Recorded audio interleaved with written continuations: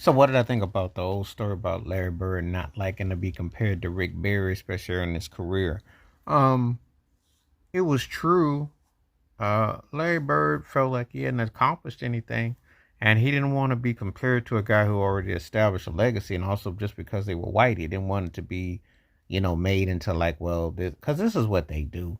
It's always this great white hype, hope that the next one comes along and emerge, and that happens with the writing and everything like that. But Rick Barry's game was different than Larry Bird's. But Barry was bad. Barry was bad. He was outspoken. They both kind of similar, but they're different. Rick Barry was a great player, and as a matter of fact, both those guys, if they were to come back today, would thrive.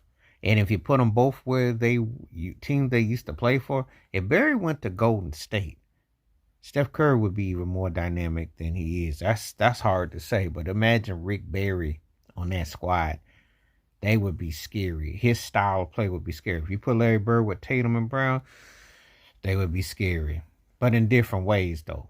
But Larry Bird wanted to establish his own identity. He wanted to be his own creation, and he didn't want no narrative that said that hey, that I'm like this guy. Nothing. There was no disrespect because he had to respect Rick Barry because Rick Barry one of the baddest cats to ever do it.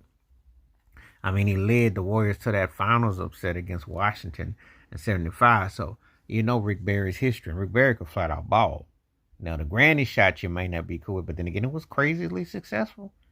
Rick Barry had a way of doing things, so you know, all depends on how you look at it. But anyway, it's interesting. Larry Bird came out and said that he felt that way. He was some kind of way in his feelings about that.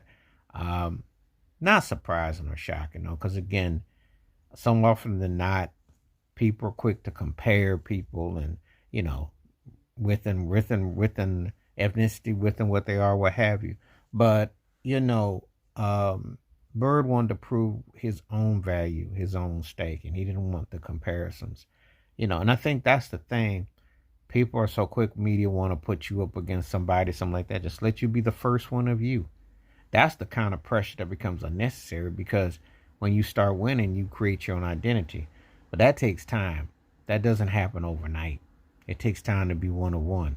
And that is what it is. It's a lifetime. It's a journey. It's not just, oh, because it's fashionable. We're trying to sell tickets and what have you.